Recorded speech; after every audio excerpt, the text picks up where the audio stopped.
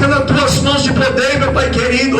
Senhor amado, nos ensina a guardar a tua palavra, Pai querido, na tábua, Senhor amado, do nosso coração, meu Pai amado. Não estamos aqui, Pai querido, para ouvir uma palavra, Senhor, que vem de acordo com o que queremos, meu Pai, mas estamos aqui, Senhor amado, para ouvir a sua santa palavra, Senhor, de acordo com aquilo que o Senhor tem, Pai querido, para trazer aos nossos corações, meu Pai, porque nós sabemos, Pai querido, que o Senhor, Pai querido, sempre, Pai querido, cuida e corrige quem, Pai querido, o Senhor ama, Pai querido, que são teus filhos, meu Pai. Por isso, Pai querido, nós te pedimos, Pai querido, fica conosco, glorioso Espírito Santo, toma, Senhor, o seu lugar de destaque, como sempre, neste lugar, e que o teu nome venha ser glorificado, em nome do Senhor Jesus. As palmas ao Senhor Jesus, amém?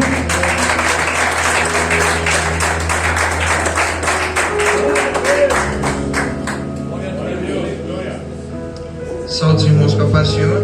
Amém. Quem está em pé pode tomar o seu assento. Glória a Deus. Glória a Jesus. Glórias a Deus. Oh, Deus bendito. Quero louvar a Deus, né? Em primeiro lugar, pela vida desse ministério. É uma honra para mim, para poder estar aqui nesta noite juntamente com vocês, justificando já a falta da minha esposa por motivo de trabalho. Ela não pôde estar aqui conosco, mas ela mandou a paz para cada um dos irmãos. É uma alegria também rever o pastor Sérgio, um amigo. Nós cooperamos certo tempo juntos, e o reino de Deus é desse jeito que ele funciona. Somos todos irmãos de uma mesma família. Vamos todos para um mesmo céu e pertencemos ao mesmo reino. Glória a Deus, aleluia. Apóstolo Edilson, Deus possa abençoar a vida de cada um dos irmãos aqui nesta noite. Meu irmão, eu não sei contar muita história, eu não sei embolar muito, então vamos para a palavra do Senhor. É a única coisa que eu sei falar. Glória a Deus. 1 Samuel, abra comigo. O tema do aniversário nessa noite, 1 Samuel, capítulo 7. Glória a Deus, aleluia. Livro de 1 Samuel, capítulo de número 7. Na minha tradução está escrito: Samuel subjuga os filisteus em Mispá. Livro de 1 Samuel, capítulo de número 7. Eu queria que a igreja lesse juntamente o verso de número 12. Nós vamos ler até o verso de número 17. Eu queria que a igreja apenas iniciasse com o versículo 12. No 3, tá bom? Eu vou contar até 3 e a igreja inicia lendo o versículo 12. 1, 2, 3. Então tomou Samuel uma pedra e a pôs entre Mispa e Sem, e chamou o seu nome e disse: até aqui nos ajudou o Senhor. Assim os filisteus foram abatidos e nunca mais vieram aos termos de Israel, porquanto foi a mão do Senhor contra os filisteus todos os dias de Samuel. E as cidades que os filisteus tinham tomado a Israel foram restituídas a Israel, desde Ecrom até Gate e até os seus termos. Israel arrebatou das mãos dos filisteus, e houve paz entre Israel e os amorreus. E Samuel julgou a Israel todos os dias da sua vida, e ia de ano em ano e rodeava a Betel, a Gilgal e a Mispá, e julgava a Israel em todos aqueles lugares. Porém voltava a Ramá, porque estava ali a sua casa, e ali julgava a Israel, e edificou ali um altar ao Senhor. Glória a Deus, Pode se aleluia. assentar, você que está de pé, pode desocupar sua mão e dar uma salva de palmas para o Glória a Deus, aleluia.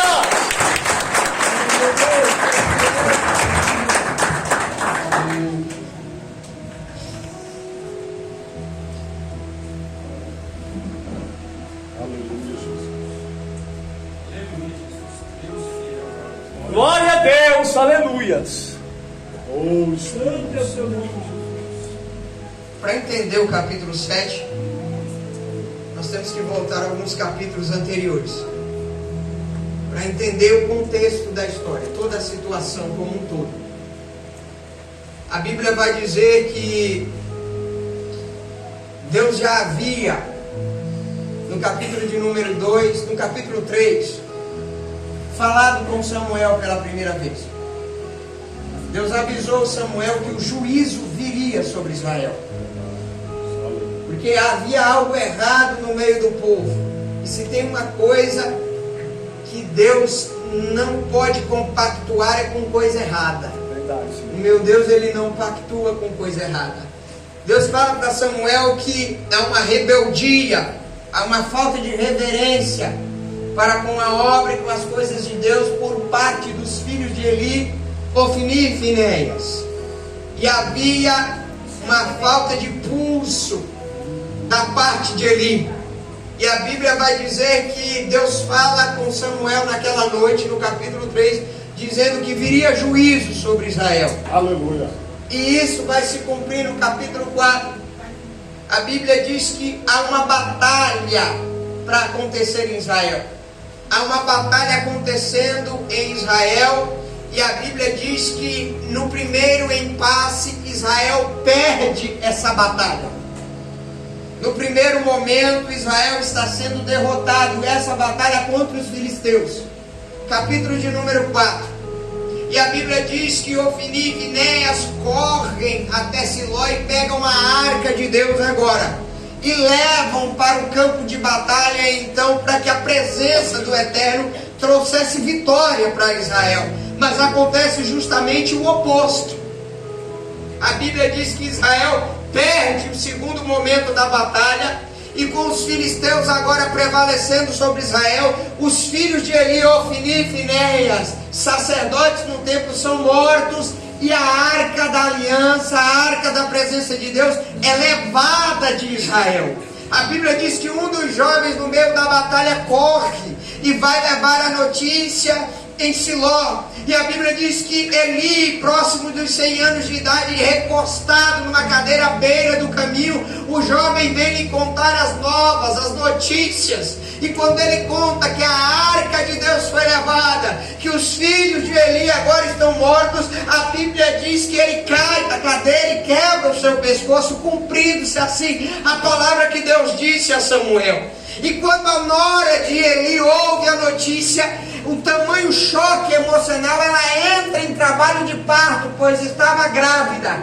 E a Bíblia diz que ela vai morrer no trabalho de parto, tamanho choque emocional. Mas antes de morrer, ela dá nome ao menino, ela dá nome à criança, ela dá nome ao varão que nasceu. Ela diz Icabô, ou Icabode, em outras traduções, que significa foi-se embora a glória de Israel. Glória a Deus. Há um juízo acontecendo.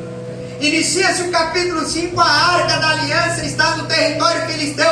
Eles levam a arca para a terra de Asdod e colocam a arca dentro do templo. Eu vou te explicar o capítulo 7. Quando eles colocam a arca dentro do templo, diante da imagem de Dagom, a Bíblia diz que quando eles acordam de manhã, a imagem de Dagom estava caída diante da arca.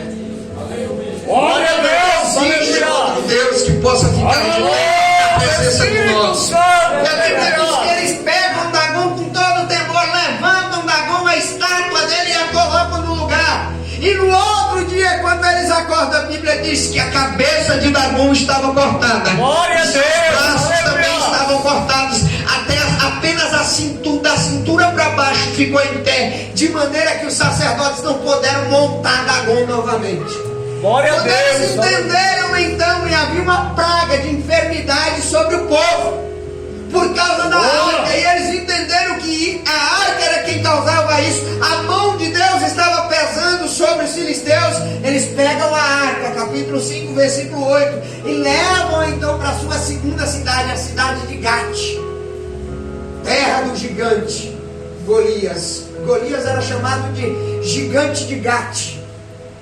E a Bíblia diz que quando eles ouvem que a arca está ali, eles começam a clamar e dizer: olha, a mão do Deus de Israel vai pesar sobre nós também da mesma maneira. E o povo sofre então com pragas, com doenças, com enfermidades. Eles tiram a arca de Gade e levam Gade para a terceira cidade da terra filistia. Eles levam para Ecrom. Quando a arca chega em Ecrom, a mesma coisa, o povo começa a clamar, já conhece a história. Deus vai descer a mão sobre nós, porque a arca não é para estar aqui, a arca está fora do lugar. A presença de Deus é detalhe, ela só traz bênção no meio do povo de Deus. A presença de Deus, ela deve estar no meio do povo de Deus e não em outro lugar. E os filisteus entenderam isso. Oh, glória! Glória a Deus, aleluia. De Ecrom, a Bíblia diz que eles devolvem a arca para um território israelita. 7 meses, 1 Samuel capítulo 6, estou no capítulo anterior. A arca fica fora do território israelita. Eles levam a arca para uma cidade chamada Kiriat Jearim, 7, versículo 2. A casa de Abinadab. Escolhe um dos filhos de Abinadab, Eleazar, e consagram ele. Durante 20 anos a arca vai ficar fora de Israel. Durante 20 anos a presença de Deus, e aquela arca não era qualquer coisa, era o símbolo da presença de Deus na terra. Quando a arca estava fora, Deus estava dizendo: eu estou fora do meio do povo. Eita Deus, aleluia! Glória a Deus, aleluia. Eu não quero frisar esse detalhe. Aleluia. Durante 20 anos a arca fica fora. E a Bíblia vai dizer, a partir do verso 2, que Israel agora vai clamar até Samuel. Vai pedir a Samuel que traga de volta a arca, que traga de volta o símbolo da presença de Deus. Glória a Deus, traga de volta aleluia. o símbolo da aliança. O povo está sentindo falta da presença de Deus. Aleluia.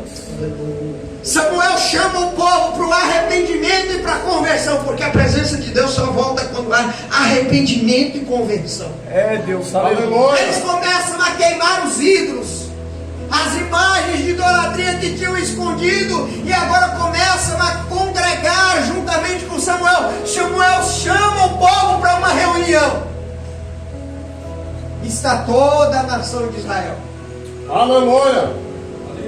1 Samuel 7,7, a Bíblia vai dizer: quando os filisteus souberam que Israel estava cultuando, que estava oferecendo ofertas a Deus, que estavam tentando renovar a aliança, a Bíblia diz que eles se levantaram em batalha contra Israel. Meu Deus. Nessa batalha, o Senhor interveio. A Bíblia diz que era um momento de culto, era um momento de adoração, e Israel agora tem que entrar em guerra, em meio ao culto, em meio ao momento de adoração, próximo do altar. Israel tem que entrar em guerra contra os filisteus. Deus intervém. A Bíblia diz que Deus troveja dos céus. Glória a Deus, aleluia. Israel, no primeiro momento, ele não entra no tete a tete, no corpo a corpo, porque Deus intervém no meio da batalha e começa ele dos céus a atacar o exército filisteu. Os raios começam a descer. E a Bíblia diz que os filisteus se desbaratinam, ficam com medo quando vem o poder do Todo-Poderoso se manifestando na terra, e começam a correr em meio à batalha. Samuel imediatamente desperta Israel e dizem: vamos perseguir agora os filisteus, que eles estão desbaratinados no meio da batalha, e eles vão correndo. E Israel vai assassinando o exército do inimigo no meio do caminho, até eles chegarem em Mispá, é aonde termina a batalha. Meu Deus. Quando eles chegam em Glória a Deus, aleluia. o exército finalmente é derrotado. Aleluia. Eles estavam em fuga, e no meio da fuga Israel vai atrás, declarando guerra e matando o exército inimigo. Eles correm até a cidade de Mispá, é onde termina a batalha. Aí a Bíblia diz: quando chegam a Mispá e a batalha é terminada, Samuel pega uma pedra. 1 Samuel, Glória a Deus, aleluia. ele levanta a pedra, ele unge a pedra com azeite, e ele finca a pedra para marcar, e dizem: foi até aqui que o exército inimigo fugiu, foi até aqui que os filisteus escaparam, e foi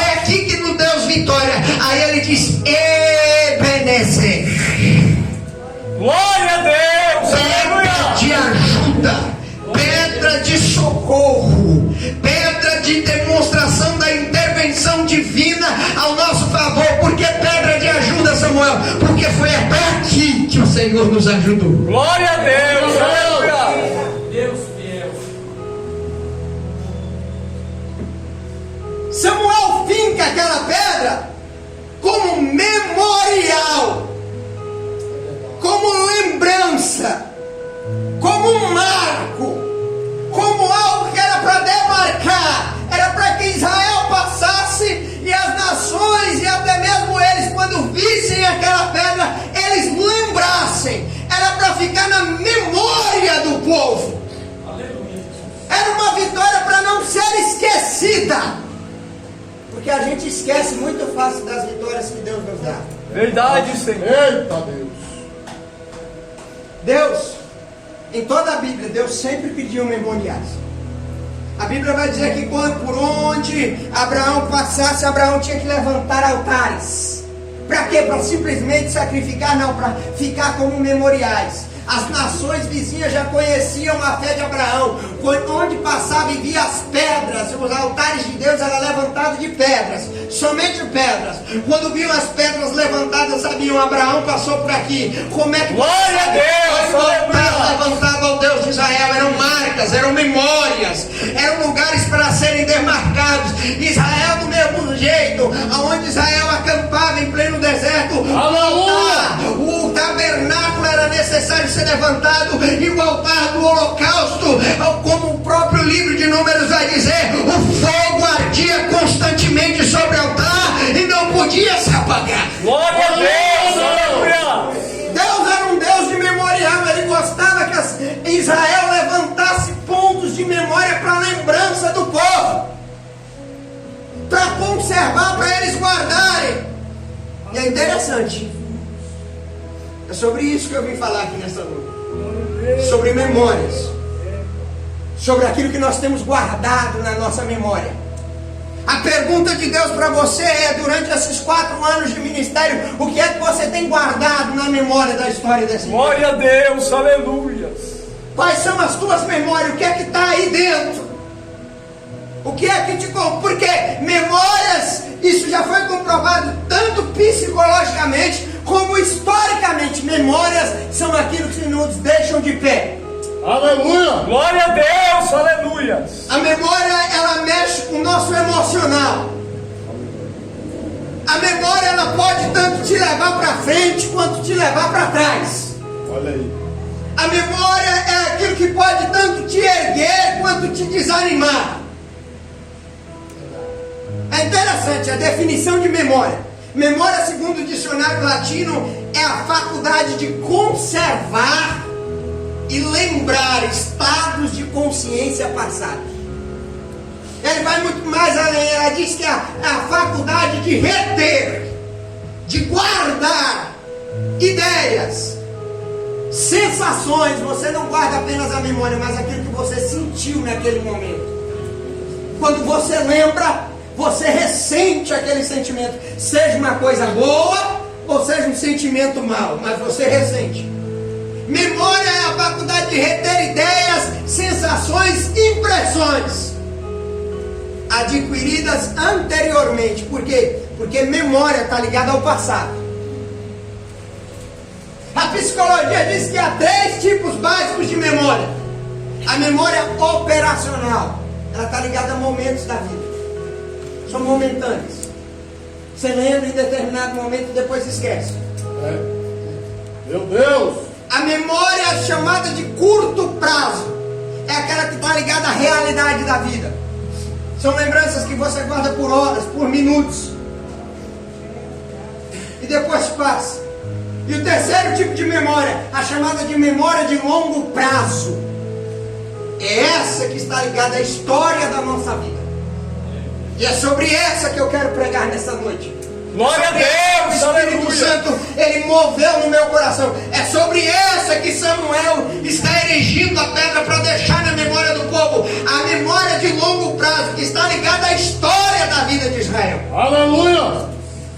Porque a pedra que Samuel levanta não é para fazer bonito. A pedra que Samuel levanta não é para fazer barulho. A pedra que Samuel levanta não é para impressionar ninguém. Porque muitas das vezes as pessoas olham e dizem: está abrindo uma igreja para fazer bonito, está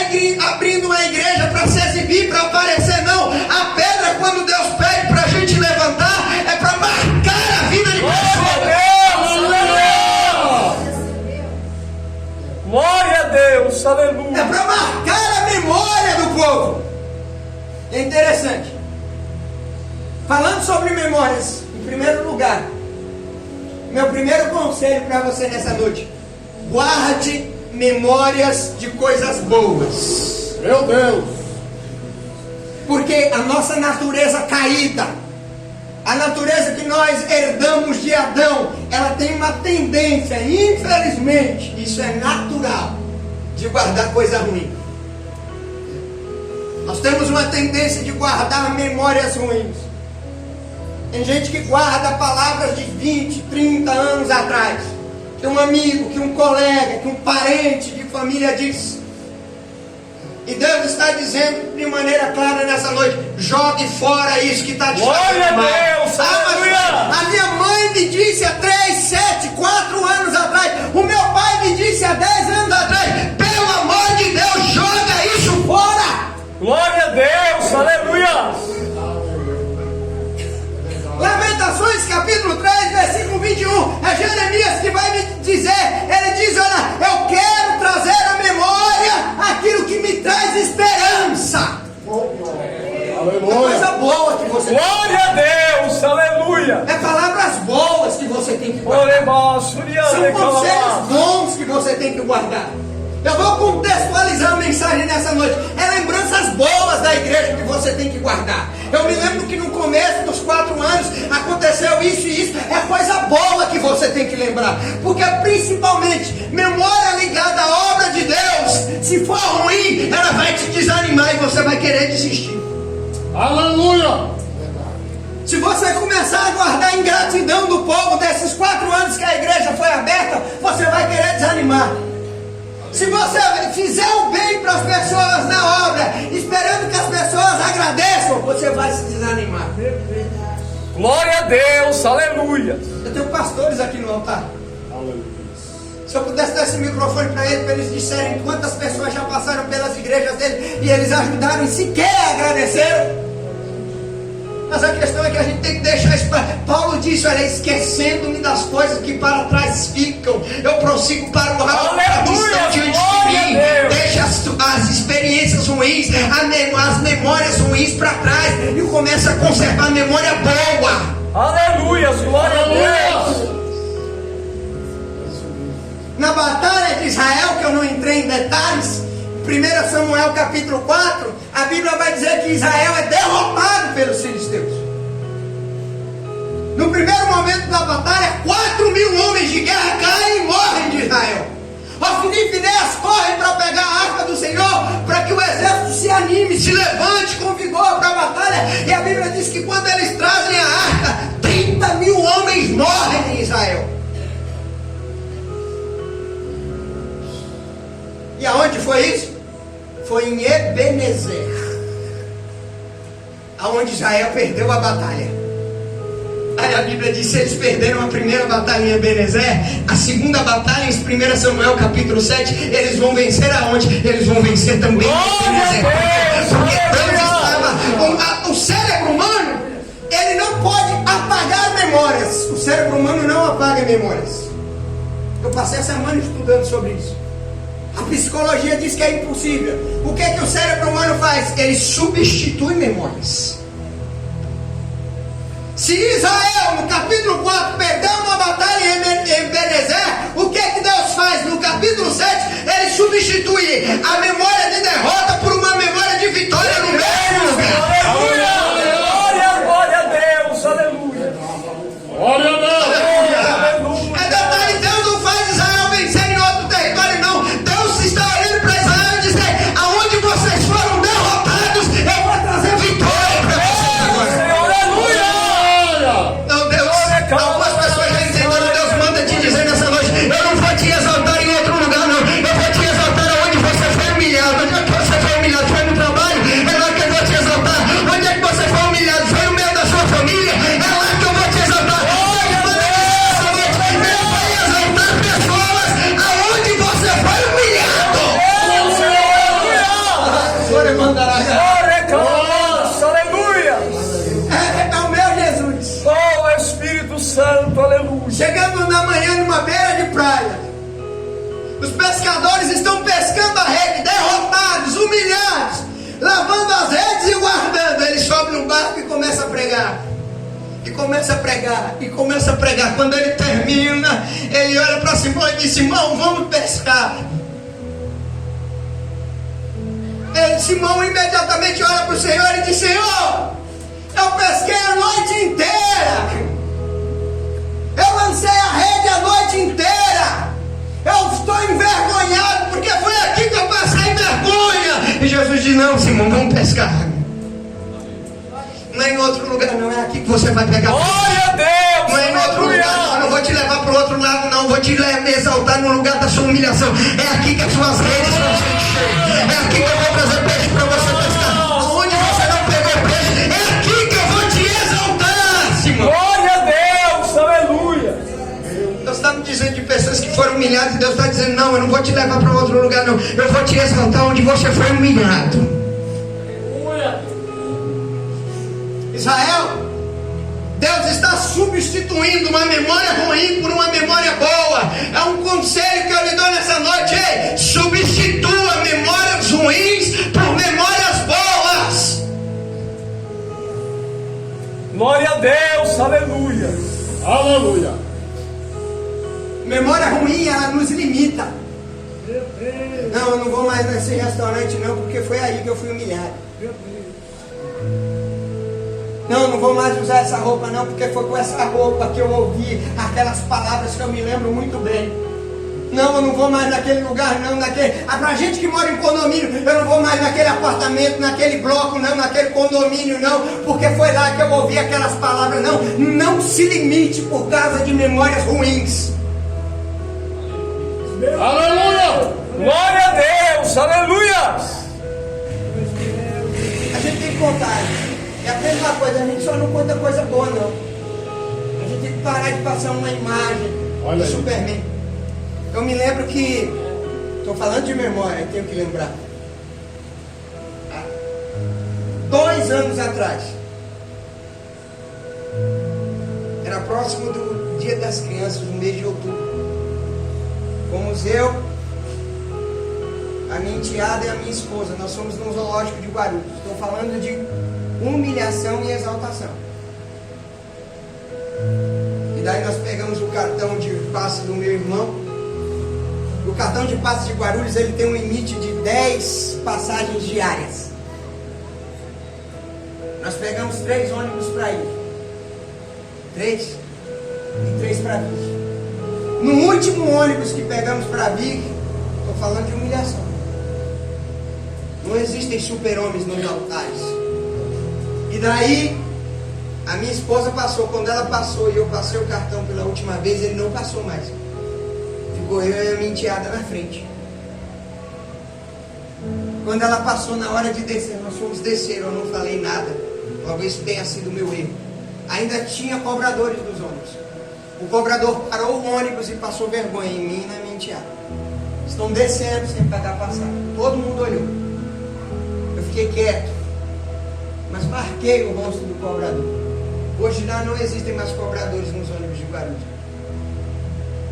Meses depois, 4, 5 meses depois, eu estava voltando do trabalho. Entrei no ônibus. Quem era o cobrador?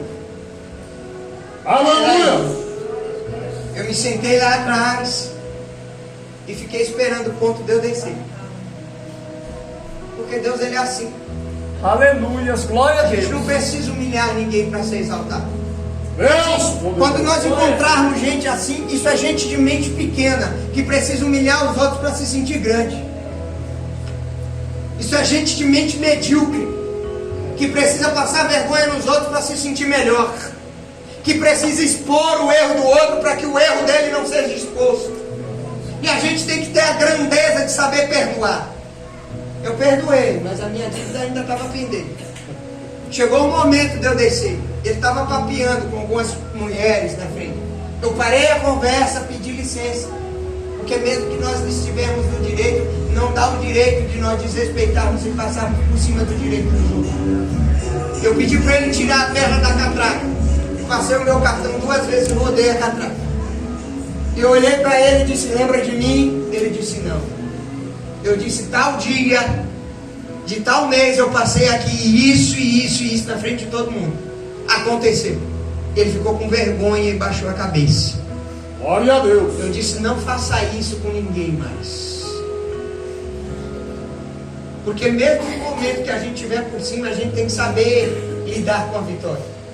Ele ficou com vergonha e eu desci do ônibus. Meu Deus. Deus, ele faz, Deus, ele inverte. O mundo não é redondo à toa, irmão. A pedra que Samuel levanta é uma pedra para marcar a memória de Israel. Glória a Deus, aleluias. É um marco na memória deles. Por quê? Em segundo lugar, memória boa, ela é o que você deve guardar. Memória ruim é o que você tem que jogar fora. Por quê? Porque memória ruim desanima. Aprenda a jogar fora a memória ruim. A Bíblia diz que quando Samuel estava se santificando, a batalha que acontece aqui no capítulo 7, onde nós lemos, versículo 10, a Bíblia diz que era na hora do culto. Eita Deus. Foi enquanto Samuel adorava com o povo que a batalha se levantou. Foi enquanto Samuel estava cultuando com o povo que o exército inimigo se levantou contra Israel. Foi enquanto o povo estava no culto que a batalha começou. Porque Satanás era covarde. Eita Deus. Ele espera a gente baixar a guarda. Ele não ataca na hora quando a gente está pronto, não. Ele espera a gente baixar a guarda. Eita Deus. Às vezes nós estamos na igreja e a luta está se levantando em casa, esperando a gente chegar. É a hora do teste, é a hora da batalha. E é interessante. Memória ruim, a gente tem que jogar fora porque desanima. Neemias, capítulo 3.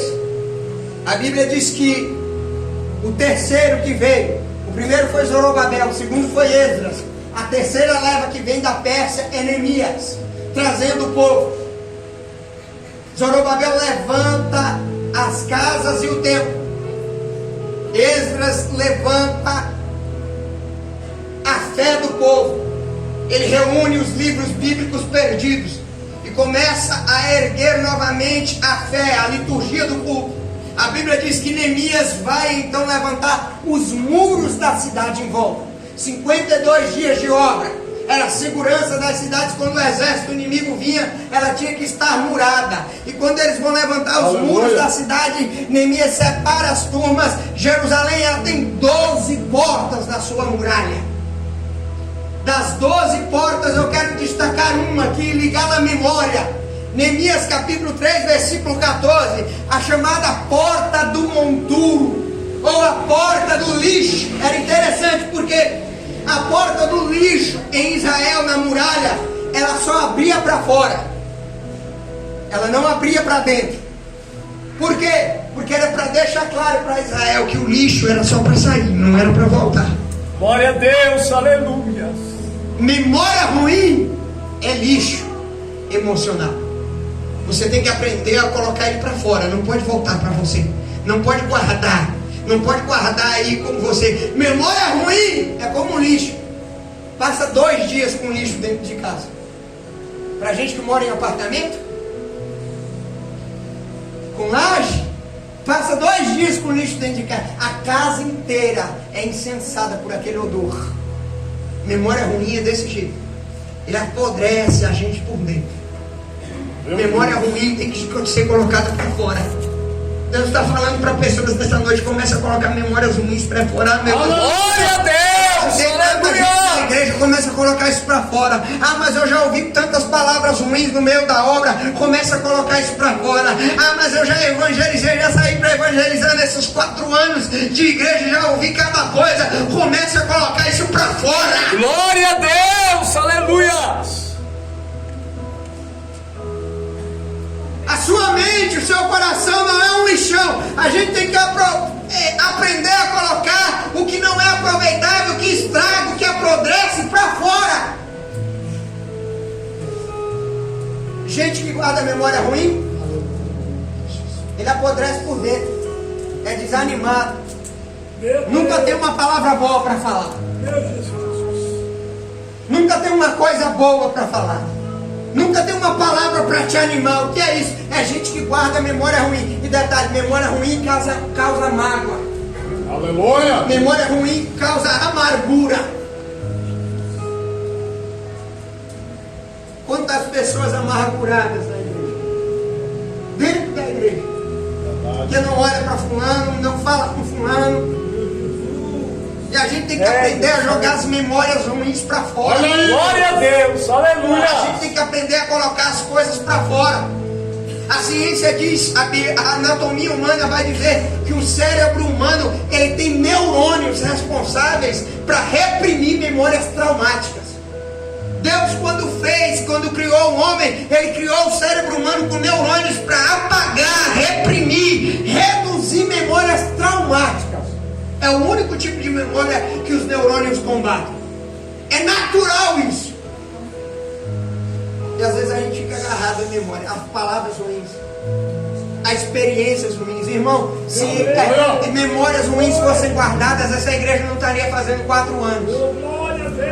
Porque entenda, no meio da caminhada, a gente não vai encontrar só experiências boas, a gente vai encontrar experiências ruins. Pessoas amarguradas, pessoas fracassadas, pessoas com complexo de inferioridade, pessoas que porque não deu certo na vida dela, ela fica morrendo de inveja e torcendo que não dê certo na sua também. Pessoas de mente pequena, medíocre, que se você sentar no lugar dela que ela senta, ela já fica com raiva porque a cadeira é dela na igreja. Pessoas apegadas a coisa pequena. E a Bíblia deixa claro, meu Deus não é Deus de coisas pequenas não. O meu Deus é Deus de coisas grandes. Glória a Deus, aleluia.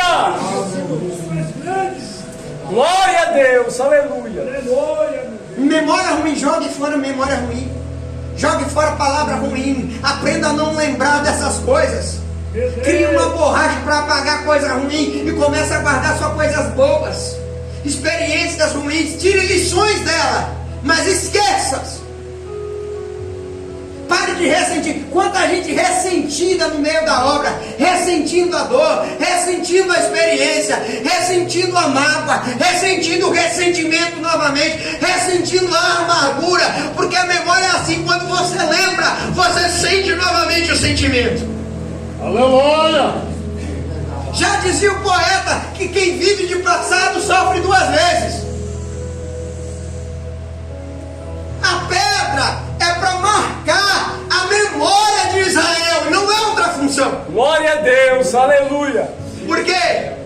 Porque se memórias ruins te desanimam, memórias boas elas te animam, elas te levantam, elas te revitalizam.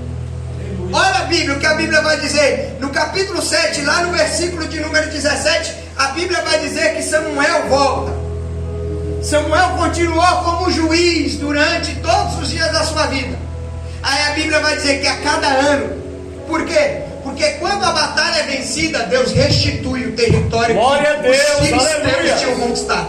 Havia territórios em Israel, versículo 14, versículo 15, que os filisteus tinham conquistado em batalha. Eles tinham conquistado terras israelitas. Só que quando eles perdem a batalha, a Bíblia diz que Deus restitui novamente a Israel aquilo que eles haviam perdido.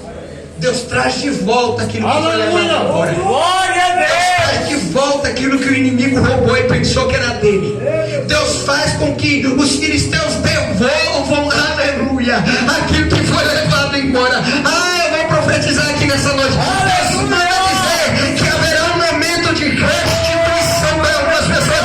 O inimigo vai ter que trazer aquilo que ele levou embora. Satanás ele não tem o poder de tirar nada da nossa mão, não. E se ele tirar é porque Deus permitiu. Deus manda dizer: aquilo que foi levado está sendo trazido de volta. Glória a Deus, aleluia. Olha, calabadarabaxaia. Jó, o diabo levou 1, então pega 2 agora, Jó, no lugar. É em dobro que eu vou devolver. É com restituição e correção monetária com juros. Esse é o meu Deus. Aleluia, glória a Volta a Deus. conquistar novamente os territórios. Aí a Bíblia vai dizer que Samuel continuou como juiz de Israel todos os dias da sua vida. E a cada ano ele percorria, ele andava 3 lugares. A Bíblia vai dizer no versículo de número 15, ele andava em Betel, em Gilgal e em Mispá, aonde ocorreu a batalha. Por que eu fiquei me perguntando isso? Só estou pregando sobre memória. Os 3 lugares, Betel, Gilgal e Mispá, agora e neste momento, representam memórias da história de Israel para sempre. Por quê? A Bíblia diz que foi em Betel, Gênesis 28, que Jacó, sendo perseguido e fugindo de Esaú, ele pega uma pedra. Glória a Deus! 1 Samuel 7,12, Samuel pegou o quê? Uma pedra. Jacó pega uma pedra e faz ela de travesseiro à noite. E a Bíblia diz que ele sonha, uma escada é colocada, o Senhor está na ponta da escada e os anjos descem e sobem na escada. E a voz do Senhor fala com Jacó e diz: não tema, Jacó, eu sou o Deus do teu pai Isaque, eu sou o Deus do teu avô Abraão, e eu tenho uma aliança contigo. A Bíblia diz que quando Jacó acorda, só com a roupa do corpo e um vidro de azeite e um pouco de comida, ele levanta a pedra, derrama azeite sobre ela e fica como um marco para a memória da nação e dos povos que passavam. Ele diz: este não é outro lugar senão Glória a Deus! Aleluia! Betel. Betel foi importante para Israel. Betel foi o lugar onde acontecimentos históricos aconteceram em Israel. Betel foi o marco que o pai da nação se encontra com Deus pela primeira vez. Só com a roupa do corpo.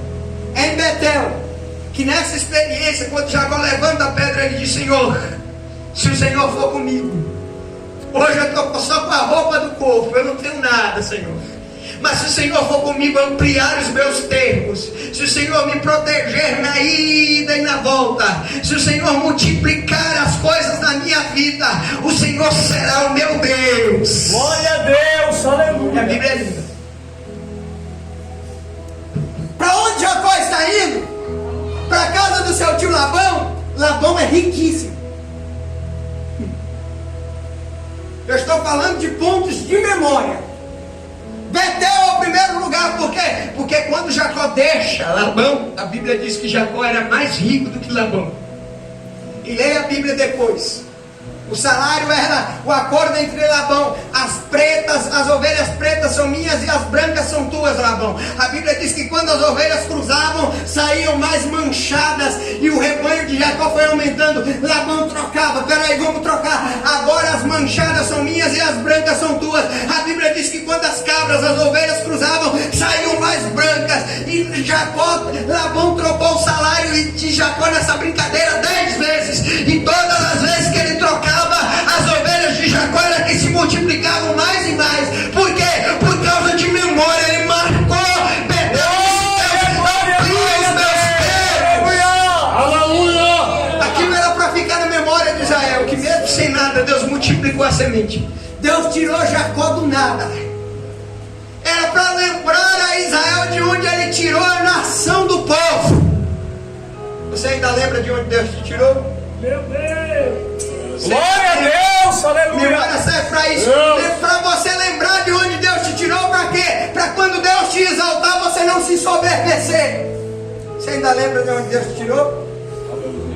No meio do mar, e lá no Nordeste, nas igrejas que ninguém dava nada por você, que ninguém apostava nada por você, que ninguém investia com você, que diziam: você não vai chegar muito longe na vida. Você ainda lembra de onde Deus te tirou? Lá no meio da caverna de Adulão, fazendo amizade com os valentes de Davi, homem rejeitado.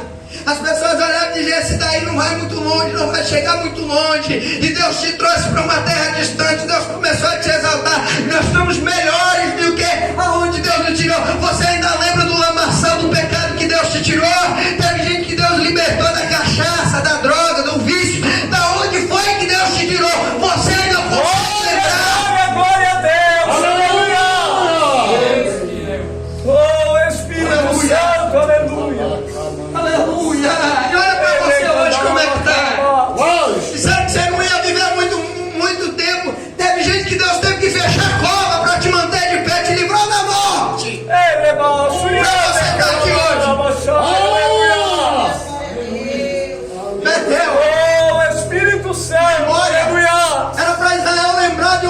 Deus tirou ele. Você ainda lembra de onde Deus te tirou? Daquela igreja que ninguém te dava oportunidade para nada.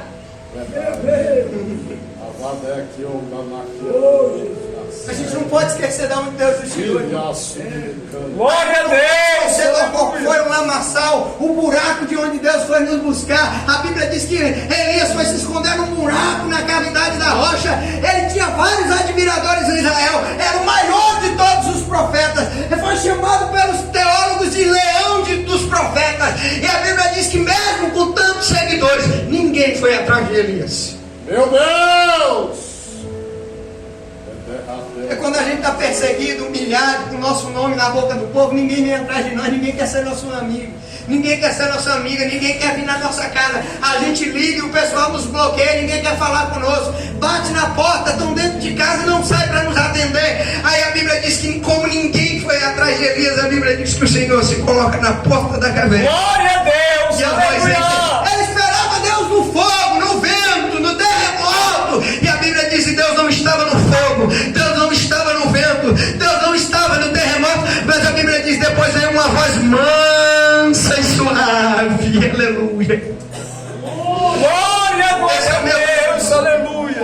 O meu Deus sabe de todos os nossos erros, mas Ele não nos acusa. Deus falou de maneira mansa e suave e disse: Elias, o que fazes aqui? Sai para fora da caverna, eu ainda quero te usar. Eu ainda tenho muito contigo. Tu ungirás o profeta no teu lugar, tu ungirás o rei de Israel no teu lugar, Elias. A obra ainda é muito longa, Elias. Sai para fora da caverna. Deus, aleluia. Glória a Deus, aleluia. Chorei para Glória a Deus, aleluia. Oh, Espírito Santo. É por isso que a gente não pode se iludir com as amizades do povo, com os seguidores das redes sociais, porque amigo de verdade é só Deus que é. Aleluia! É só Deus que vai atrás da gente. É a palavra que Deus deixou quando Samuel vai até Betel. Ele está lembrando, foi aqui que Deus falou com o pai da nação. Aleluia! E a Bíblia diz que Samuel julgava em Gilgal. Aleluia! Samuel percorria a cidade de Gilgal. Josué, capítulo de número 4. A Bíblia diz que Josué vai com a nação de Israel. Samuel é morto. Foi falado sobre ele hoje. E diante do povo está o grande Jordão. 2.700 quilômetros de altitude aonde ele nasce. No cume do Monte Hermon, Salmo 133, o Monte Hermon. Ele está na época da colheita. E a Bíblia diz que ele está transbordando de água pelas ribanceiras. O rio está com água até a tampa. Ele nasce numa montanha, no Monte Hermon. Lembra do Salmo 133? Ó, quão suave é que os irmãos vivam em união. É como óleo precioso que desce sobre a cabeça e que desce sobre a barba de Arão. É como o orvalho, versículo 3 do Monte Hermon. O Monte Hermon, na sua altitude, 2.700 quilômetros de altitude, a geografia diz que neva nele. Durante o dia, quando os raios solares, quando o sol nasce, os primeiros raios do sol batem no monte do pico, no pico do Monte Hermon, os quilômetros e quilômetros de gelo começam a derreter, aquele gelo derrete, aquela água vem descendo todo o monte, por 17 cachoeiras aproximadamente, até a sua desembocadura, onde ela termina, no Rio Jordão. Israel vai atravessar. A arca da aliança está na frente, não é a arca que aparece no capítulo 7? Quando os sacerdotes pisam um pé na água, a Bíblia diz que Deus não abriu o Rio Jordão. Deus abriu o mar. A Bíblia diz que o Rio Jordão, Deus parou as águas que vinham de cima, e as águas que corriam, elas foram na sua desembocadura. Deus interrompe o curso do rio. Era uma parede só de água. E o povo começa a passar.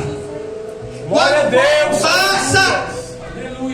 outro altar também no capítulo 4, mas não é sobre ele que eu quero falar. Deus fala para Josué: Josué, ergue de cada tribo um homem. Eu quero 12 homens, um de cada tribo. Josué chama os líderes tribais: Rubem, Simeão, Dan, Judá, Isacar e os demais. E ele dá ordem a Josué: Josué, manda eles entrarem na terra seca, aonde estava o leito do rio, e erguerem cada um uma pedra em cima do ombro. Aleluia! Eles erguem uma pedra. A Bíblia diz que quando o curso do rio segue, Deus fecha novamente, dá continuidade ao curso do rio. Eles chegam do outro lado. Qual é o outro lado? Gilgal. Deus ordena para Josué: levantem agora um altar com as 12 pedras. Aleluia! Glória a Deus. Eles começam a erguer um altar onde queimam o animal com 12 pedras. E Josué pergunta a Deus: Deus, para que isso? Josué 4, do 19 ao 24, Deus fala para Josué: Josué, é para que quando os filhos desta nação, os filhos dos filhos deles, os netos, os bisnetos, os tataranetos, as gerações futuras vierem e passarem por aqui e virem o altar, Israel possa dizer, é para ficar na memória, para eles possam dizer: foi aí que Deus abriu o rio para o povo passar. Esse é o marco, esse é para ficar na memória, é esse o marco para a gente nunca mais esquecer e continuar lembrando que foi em Gilgal que Deus abriu. Glória a Deus. Gilgal é interessante. Gilgal é para as futuras gerações lembrarem, porque a gente tem que aprender a dividir memória com os nossos filhos. É por isso que Provérbios vai dizer: ensina a criança no caminho que deve andar. Aleluia! Para que quando ele cresça, divida a aliança do seu Deus com os seus filhos, com a sua família, com os seus, para que eles possam lembrar. Memória é tão interessante que muitos, isso acontece no meio empresarial. Quando o pai morre e os filhos assumem a empresa vai à bancarrota e fale. Por quê? Porque o pai não dividiu as memórias, não passou os valores. A maioria dos filhos jogam para o ar aquilo que o pai custou e suou a camisa para conquistar. As memórias devem ser passadas. Para que o altar de Gilgal? Para que os filhos de Israel valorizassem aquilo que Deus havia feito. Gilgal significa roda, lugar de giro, lugar circular. Para a gente entender, eu disse e vou repetir agora: o mundo não foi criado redondo por acaso. O mundo foi feito redondo para a gente entender que ele gira. Em uma hora, quem está embaixo pode estar em cima, e quem está em cima pode estar embaixo. É para a gente entender que a vida ela é cíclica, ela dá uma volta. Que hoje nós podemos ser humilhados, mas amanhã podemos estar num momento de exaltação. É só uma questão de tempo. Com Deus é só uma questão de tempo. Eu aprendo isso na história de José. Já disse isso aqui. Quando José foi colocado na cisterna, os irmãos vieram com o pé da cisterna para olhar. Imagina eles cuspindo na cabeça de José. E aí, José, como é que está aí dentro? Como é que está a situação? Só que anos mais tarde, na cisterna, José está com 17. No Egito, José está com quase 40, 30. É uma questão de tempo a vida. Na cisterna, eles olham para José assim, de cima para baixo. Já viu gente olhando assim? Não é sobre aniversário de igreja que eu estou pregando? Já viu gente que vem assim na sua igreja? Sua igreja tem quantos membros? A minha está cheia. Vem para as igrejas para olhar a nossa igreja de cima para baixo. Chama de igrejinha, de igrejola. Como se a igreja fosse qualquer uma, fosse qualquer coisa. Só que a Bíblia é linda. Os irmãos chegaram na beira da cisterna para humilhar José. Só que quando eles chegam no Egito, não é mais o irmão José, não. É o governador do Egito. Aqueles que olharam para a cisterna, olharam de cima para baixo. Quando eles chegam no Egito, eles têm que se curvar diante de José, se dobrar diante de José, porque agora é o governador do Egito. Glória a Deus, aleluia. Vende a situação. Aqueles que olharam de cima para baixo, agora tem que olhar de baixo para cima. Meu Deus. É por isso que Deus diz, não responda a humilhação, aguente calado. Porque quando a gente aguenta calado, Deus compra a nossa briga. Quando você responde, não, você toma atitude por conta própria. A questão por Deus é aguentar calado. A Bíblia vai dizer que o rei Josafá vai até Deus. Há uma batalha, o exército inimigo está se levantando, ele não responde e vai até o templo e diz: Senhor, o exército inimigo está se levantando. Deus levanta o profeta e diz: Josafá, a peleja não é sua. Se aguentou a humilhação calada, se aguentou um momento de dificuldade calada, essa luta não é sua, Josafá. Aleluia! Essa luta é minha. Glória a Deus! Para me terminar, a Bíblia diz que Samuel julgava em Mispá. Mispá, onde ele levantou, onde ele erigiu a pedra. E Mispá significa torre de vigia. Deus te trouxe aqui hoje para fazer uma limpeza nas suas memórias. Meu Deus! Para você ficar em alerta. O que é que você tem guardado aí dentro? Para você jogar fora aquilo que não presta.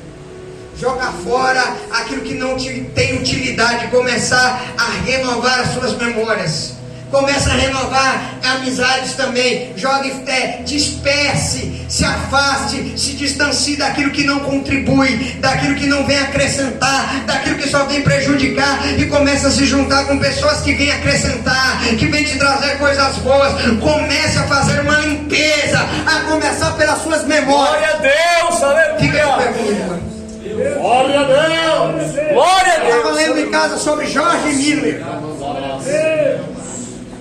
um missionário alemão, nasceu na Alemanha em 1805 e morreu em 1898 com 91 anos de idade. Levantou milhares de orfanatos para o rei. E a Bíblia diz que a história vai dizer que quando ele começou a sua vida, ele colocou no seu coração não pedir um centavo de oferta para ninguém, era uma coisa pessoal dele. Ele orava as noites inteiras: Deus, 4.000, 10.000 crianças para alimentar, sem um pão dentro do armário. Ele passava as noites inteiras orando e dizendo: Deus, faz alguma coisa. Certo dia, a biografia dele vai dizer por quê? Porque ele registrou, ele guardou na memória, ele tinha um diário para registrar coisa boa. A gente tem que aprender a fazer. Tem gente que tem diário para registrar mágoa, irmão. Palavra ruim, coisas negativas que ouviu, ele registrava. Certa noite ele vai dizer que tinha 300 crianças no orfanato, ele não tinha um pão. Passou a noite inteira orando e falando com Deus: Deus, faz alguma coisa, eu não tenho nada para essas crianças, para esses jovens. No início do dia, no café da manhã, Deus. E de manhã Deus não respondeu a oração. 300 crianças no refeitório, os pratos colocados, a mesa colocada, e ele reunia as crianças e disse: vamos orar e agradecer a Deus pelo pão, sem pão nenhum. Ele registrou, ele disse que a oração de agradecimento foi tão fervorosa, quando eles acabaram de orar, bateram na porta. Quem era? Era o padeiro da cidade. Ele disse: pastor, Deus me acordou 2 horas da manhã e disse: vai fazer pão, porque de manhã você vai ter que levar pão lá para o orfanato para as crianças comerem. Ele disse: desde as 2 horas da manhã eu estou fazendo pão e Deus me mandou trazer aqui para as crianças comerem. A história vai dizer: o padeiro acabou de falar, bateram na porta, era um leiteiro. O leiteiro disse: pastor, eu estava trazendo um carregamento de leite para a cidade, a minha carroça quebrou no meio do caminho, eu vim trazer leite para as crianças tomarem hoje de manhã. Glória a Deus! Coisa boa é que a gente tem que guardar. Aleluia! Eu quero terminar, eu vou terminar nessa noite, mas eu vou terminar fazendo aquilo que Deus mandou eu fazer. Eu queria reunir aqui nessa noite, antes de fazer a oração de agradecimento, a família do pastor Moisés, o senhor, a sua esposa e os seus filhos. Eu queria, por favor, aqui diante do altar. E a igreja, você também, você já faz parte da família. E a igreja vai orar pela família. Por quê? Zacarias capítulo 3, versículo 7. A estratégia do diabo. O diabo disse: eu ferirei o pastor, porque eu sei que se o pastor estiver ferido, as ovelhas vão se dispersar. Apocalipse, esse é o anjo da igreja. Hebreus capítulo 13: sujeitai-vos a vosso pastores e orai por eles como aqueles que vão dar conta das vossas almas. Deus me disse, reúna a família do pastor e peça para a igreja orar por eles, porque o ataque do diabo começa aqui, antes de começar com você. Se ele derrubar, se ele atingir aqui, ele começa a atingir você primeiro. A gente tem que entender isso. Antes de Satanás atacar a gente, primeiro ele tem que ferir o pastor. Para ele atingir o rebanho, ele tem que atingir o pastor. São 4 anos na frente da obra, orando por sua vida. Eu sou vizinho desse homem, eu conheço a vida desse homem. O pouco que eu conheço, eu vejo o amor pela obra que ele tem. Eu quero que a igreja agora olhe pela vida do pastor. Nós vamos entrar no mundo espiritual agora, nós vamos guerrear contra os demônios agora. Agora não é hora de brincar, agora não é hora de nós guerrearmos. Nós vamos neutralizar os demônios contra a vida desta família. Aqui é uma igreja. Quando Jesus fundou a igreja, ele disse, essa é a minha igreja e as portas do inferno não podem prevalecer contra ela. Ora comigo, estende as suas mãos para a família do pastor aqui. Deus, nesta noite eu entro na tua presença. Eu faço aquilo que o Senhor mandou fazer. São 4 anos na frente desta obra, Senhor, que começou na casa dele. Eu me lembro quando começou na casa dele, Senhor. Senhor, guarda a vida dos teus filhos e dos seus. Guarda o seu filho que não está aqui nesta noite. Aonde quer que ele esteja, Senhor, a sua mão pode alcançá-lo. E eu creio que o Senhor vai trazê-lo de volta. Eu oro por aqueles que estão aqui e por aquele que está ausente, Deus. Nós neutralizamos nesta noite, em nome de Jesus, toda cilada, toda seta, toda armadilha do diabo, saia por terra agora, porque há poder na palavra, há poder no nome de Jesus nessa noite. Senhor, levanta cada dia, Senhor, o coração dele, o ânimo dele, da família, Senhor, em nome de Jesus. Vontade de desanimar e de voltar para trás, todos nós temos, mas o Senhor é dono da obra, e quando o Senhor abre uma porta, não há demônio, não há homem, não há anjo que possa fechar. Nós oramos por estas vidas, Senhor, pelos seus caminhos. São eles que têm orado, têm buscado, estão na frente da batalha por essa igreja, e em nome de Jesus nós profetizamos vitória, nós profetizamos bênção, nós obedecemos aquilo que está escrito, orando pelos pastores, nós abençoamos essas vidas, Senhor, aleluia. Este ano ainda será um ano de muita colheita na vida desta família, Senhor. Este ano ela sore mandaragaia. Ah, Senhor, eu vejo esse ano, Senhor, aleluia, uma peneira sendo cheia, Senhor. Eu vejo, Senhor, aleluia, o Senhor enchendo os celeiros dos teus servos, Senhor, porque ninguém trabalha na obra e fica sem pagamento. O Senhor é justo, o Senhor é fiel, trabalha cada dia, Senhor, na memória desta família, que as lembranças boas da obra fiquem guardadas, que o Senhor alicerce a cada um, e eu creio na tua recompensa. Eu vejo, Senhor, árvores frondosas gerando frutos. Eu vejo, Senhor, sonhos deles sendo realizados. Ah, o Senhor diz que sonhos deles serão realizados, Senhor, por amor à obra, pelo serviço à obra, Senhor. Eu te peço nessa noite, Deus, e eu te agradeço, Senhor, terminando a oração dizendo aquilo que Samuel disse: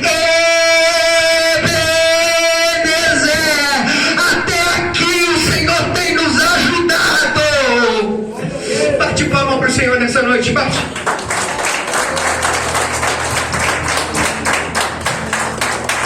Eu vou agradecer.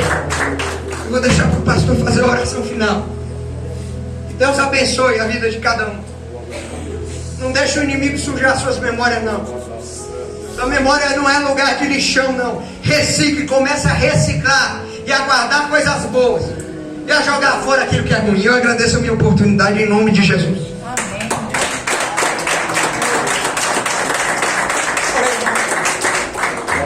Aleluia.